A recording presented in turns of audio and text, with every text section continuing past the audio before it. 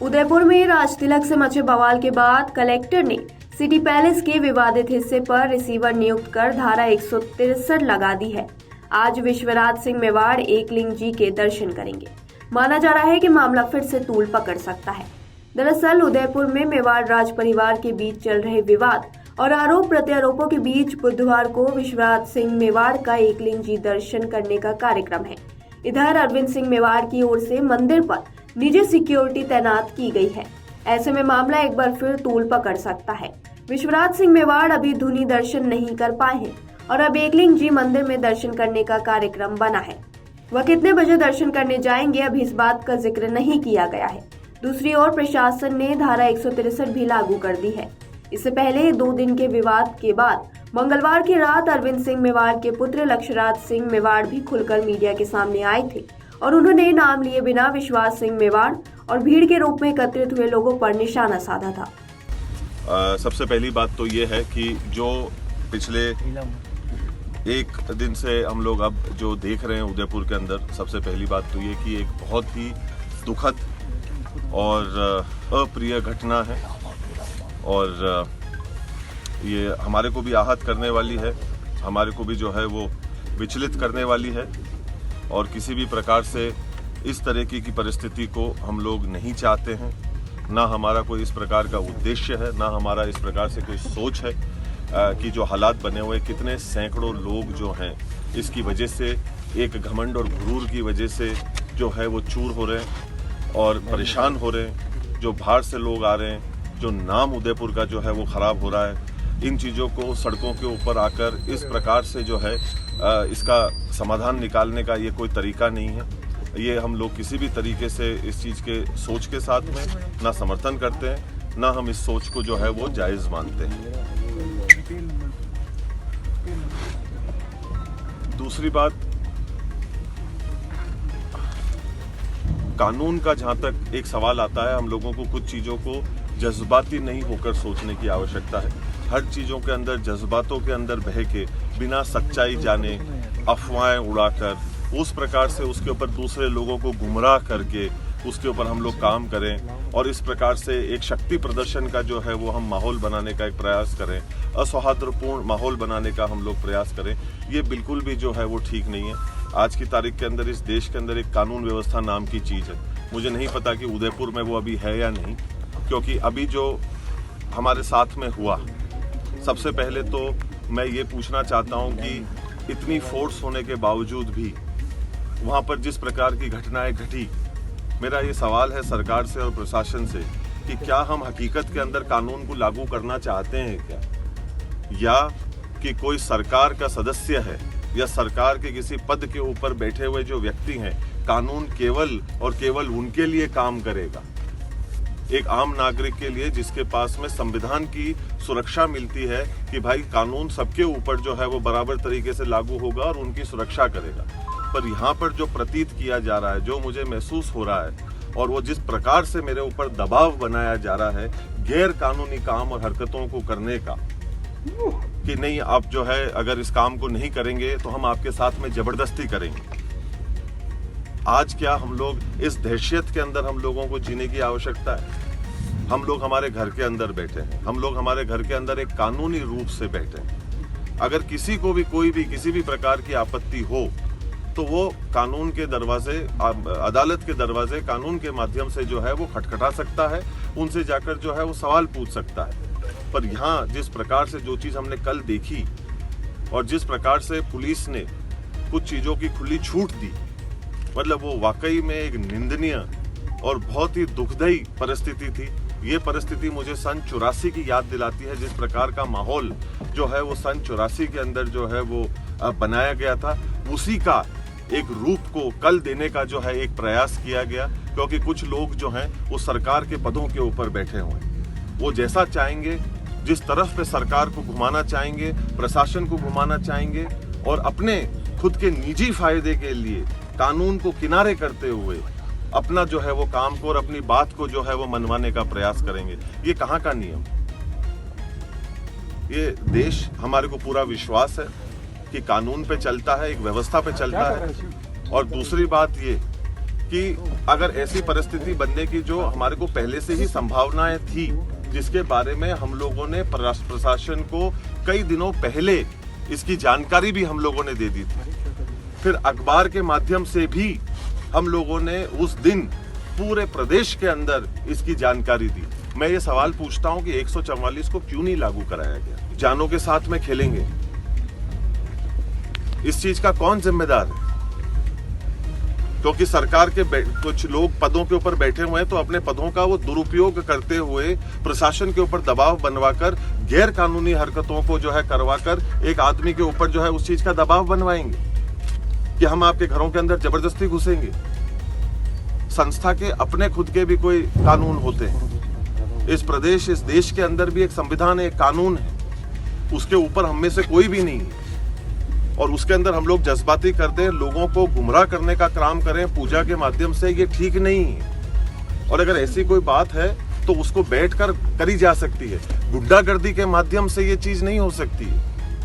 आप किसी के घर के अंदर आप प्रवेश करना चाहते हैं, मैं आप में से किसी के भी घर के अंदर अगर प्रवेश करना चाहूं तो मैं आपको बिना बताए, बिना कहे, मेरी निजी आस्था को क्या आपके घर के अंदर मैं पूरा कर सकता हूं? क्या मेरे पास में ये अधिकार है? क्या मैं आपके घर के अंदर जाना चाहता हूं और मेरे निजी अधिकार, मेरी जो निजी आस्था है, पर वो मैं आपके घर में पूरा करना चाहता हूं। और इसके बारे में ना मैं आपको बताऊंगा, ना मैं आपसे पूछूंगा, ना मैं आपको इसके चीज के बारे में बताना उचित समझूं। अब ये गुंडागर्दी हमको जो है वो सहन करनी पड़ेगी और कानून और प्रशासन इस सोच की जो है वो मदद करेगा।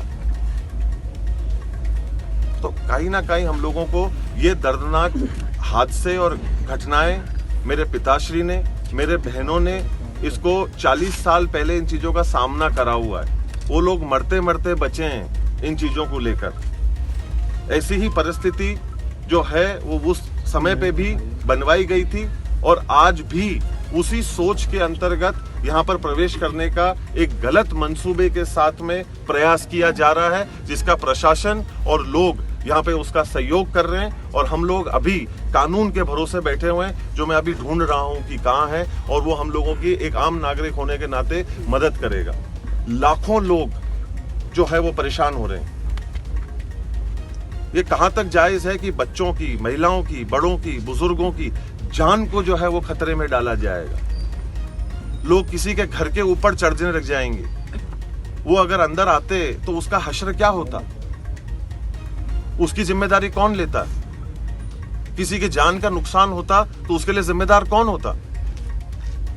मैं आप लोगों के माध्यम से बड़े विनम्रता पूर्वक ये प्रशासन को, सरकार को आग्रह करना चाहता हूं कि हम लोग थोड़ा सा जागें और हम लोग हमारे इस सरकार के पदों के ऊपर बैठे हुए लोगों के प्रति का मोह थोड़ा सा छोड़ें और हमारी जिम्मेदारी के प्रति हमारा पूर्ण विश्वास, समर्थन और सच्चाई और ईमानदारी के साथ में कानून की रक्षा करना, कानून को सर्वोच्च रखना और सही चीज को ऊपर रखने का हम लोग कार्य करें, जिससे कि अमन, चैन, शांति इस शहर के अंदर बनी रहे। जो नाम आज की तारीख में उदयपुर का हो रहा है देश और दुनिया में इन चीजों की वजह से, कि आज हम लड़ाई एक सड़क के ऊपर लड़ रहे हैं, कितनी निंदनीय बात है ये। कितना खराब लगता है कि जब इस प्रकार से जो है खबरें हमारे को देखने को मिलती हैं, जिसके लिए और कोई नहीं, हम स्वयं ही जो हैं वो जिम्मेदार रहते हैं। तो मैं आप सब लोगों के माध्यम से ये आग्रह करना चाहता हूं कि जो लोग बीच के अंदर भी अपना राजनीतिक फायदा देखने का प्रयास कर रहे हैं, ये वो समय, जगह या वो चूल्हा नहीं है जिसके ऊपर ये लोग अपनी राजनीतिक रोटी सेकें।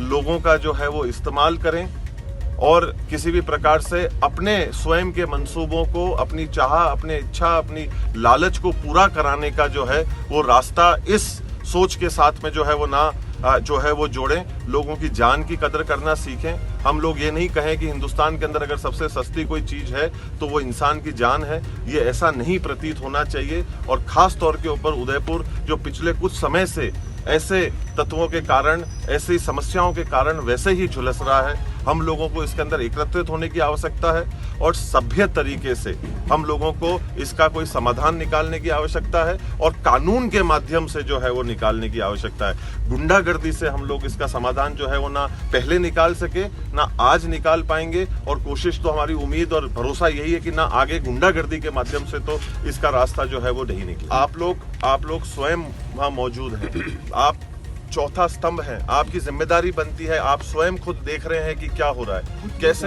कैसे जो है वो लोग इसके अंदर अपने खुद के जो है वो दायित्व को और कानून को अपने हाथ में लेते हुए जो है वो आगे बढ़ रहे थे, और इसको कार्य को होते हुए बाकी के लोग जो वहाँ मौजूद थे वो देख रहे थे इस कार्य को होते हुए। इससे ज्यादा शर्मनाक क्या बात हो सकती है। आज मुझे इस बात का भय ये भी है कि कहीं ना कहीं सरकार जो है वो इन ऐसे गलत मंसूबों के लोगों के साथ में जुड़कर उनका जबरदस्ती हमारे घर के अंदर अगर प्रवेश करवाएगी तो उसका जिम्मेदार कौन होगा। सर, आपका तर्क है कि जबरन प्रवेश किया जा रहा है। सामने ये कहा जा रहा है कि बेशक संपत्ति का विवाद है, लेकिन मैं भी उस परिवार का हिस्सा हूँ, तो मैं तो सिर्फ देखिए मैं पहले भी कह चुका हूँ। मैं अब सवाल जिसके भी जो कोई होंगे आप सवाल लिख के हमारे को भेज दीजिएगा, उसका हम जवाब दे देंगे। और आपको कोई भी अगर आपत्ति है या कोई तकलीफ है तो उसके लिए अदालत के दरवाजे खुले हैं।